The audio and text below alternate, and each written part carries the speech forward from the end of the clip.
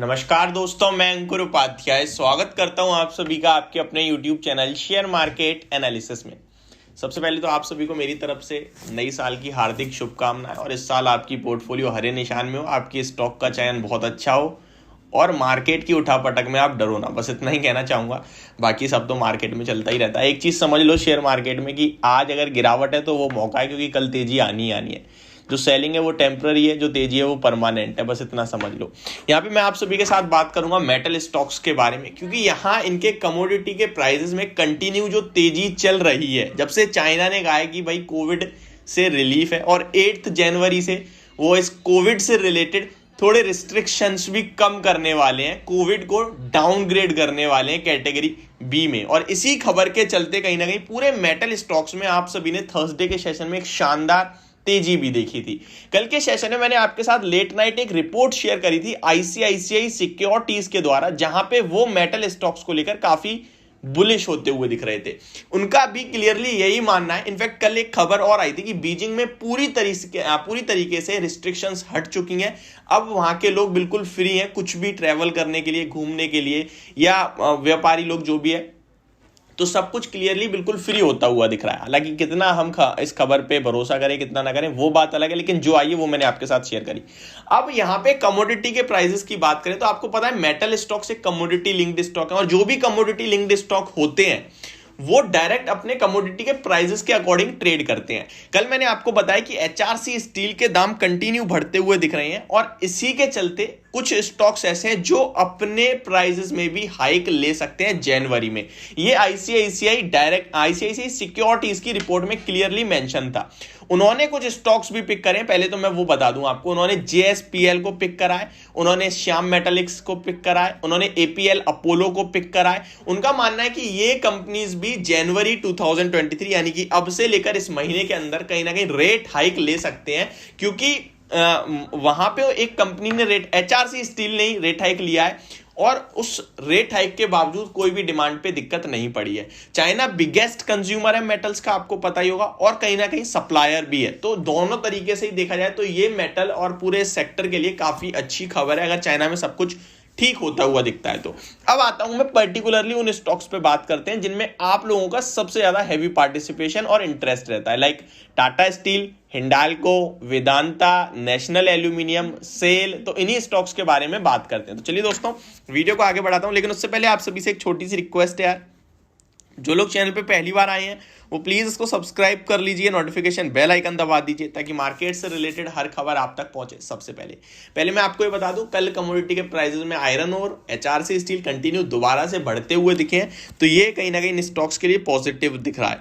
Tata steel की बात करूं तो इन लेवल्स पे मुझे फ्रेश जो लॉन्ग टर्म इन्वेस्टमेंट की राय तो नहीं निकलेगी, बट शॉर्ट टर्म में टेक्निकल लेवल्स पे अगर आप स्टॉप लॉस, अगर आप लॉस बुक करना जानते हैं, अगर उसके साथ काम कर सकते हैं, तो डेफिनेटली एक बाइंग अपॉर्चुनिटी दिखती है चार्ट्स को देखते हुए। देखिए दोनों चीज बहुत अलग अलग है। मैं यहाँ कह दूं कि आप निवेश कर दो, 125 रुपए तक का टारगेट है, तो ये निवेश के लिए सही रहेगा क्या? बिल्कुल सही नहीं रहेगा। आप मान लो 112 से 125 रुपए 10-12% के लिए आपको मैं लॉन्ग टर्म के लिए निवेश करा दूं, तो वो बिल्कुल अच्छा नहीं लगेगा। लेकिन टेक्निकल लेवल्स के हिसाब से 125 आ रहा है अगले 2 महीने में, 1 महीने में, तो आपको मैं कह सकता हूं आप खरीद लो, लेकिन उसके लिए एक स्टॉप लॉस रखना बहुत मैंडेटरी है। स्टॉप लॉस जो भी हो सकता है 104, 105, वो भी कोई भी हो सकता है, ठीक है।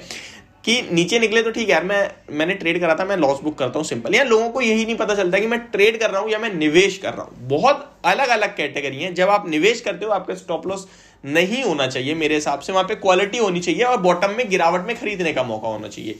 और जब आप ट्रेड करते हो तो आपका प्राइस केवल गॉड होना चाहिए, भगवान होना चाहिए। भाई प्राइस नीचे जा रहा है मैं बेच दूंगा, सिंपल सी बात है। अगर टाटा स्टील की बात करें तो यहाँ पे स्टॉक का चार्ट पैटर्न बहुत ही इंटरेस्टिंग फॉर्म होता हुआ दिख रहा है, कंटिन्यू हायर हाइज ही लगते हुए दिख रहे हैं स्टॉक में। एक जो रिसेंटली मार्केट के साथ करेक्शन आई थी वहां पे वी शेप रिकवरी देखने को मिली है आपको। स्टॉक ये ऊपर में लगभग 116, 118 टेस्ट करता हुआ दिख सकता है। इनफैक्ट ऊपर की तरफ ही जा रहा है, तो maybe it can go around 124 levels too. But इसके लिए हमें एक प्रॉपर स्टॉप लॉस रखना होगा, क्योंकि मैंने आपसे कहा ये ट्रेडिंग व्यू बन रहा है, जो कि चार्ट्स को देखकर मैं बात कर रहा हूं, ठीक है। और अगर थोड़े से फंडामेंटल्स भी देखने की कोशिश करूं तो जो ये एचआरसी स्टील के कंटिन्यू प्राइस हाइक हो रहे हैं, जो मेटल स्टॉक्स प्राइस हाइक ले सकते हैं, ऐसी खबरें चल रही हैं, एक्सपोर्ट ड्यूटी गवर्नमेंट ने हटाई दी है, तो ये सब ओवरऑल देखा जाए तो मूड माहौल थोड़ा अच्छा बनता हुआ दिख रहा है।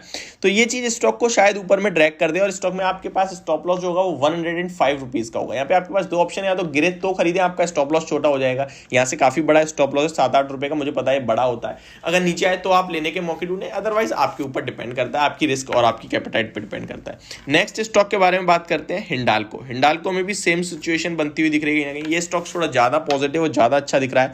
कंटिन्यू हायर हाइज लगाने के बाद ये तो अपने प्रीवियस हाई पे ही पहुंच गया। जो मार्केट में करेक्शन हुई थी उसमें इसमें भी करेक्शन हुई, लेकिन वहां से शार्प रैली बनी है।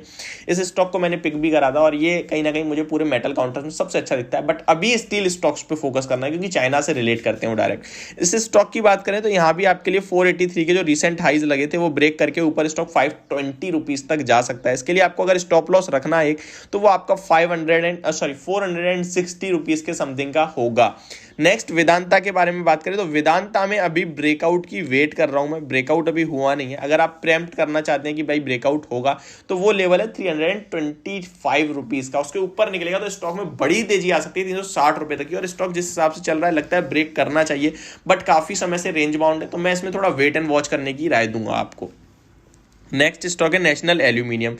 इनफैक्ट आप जिसमें भी खरीदेंगे प्रॉपर रिस्क लेके जा रहे हैं तो प्रॉपर स्टॉप लॉस जरूर मेंटेन करना।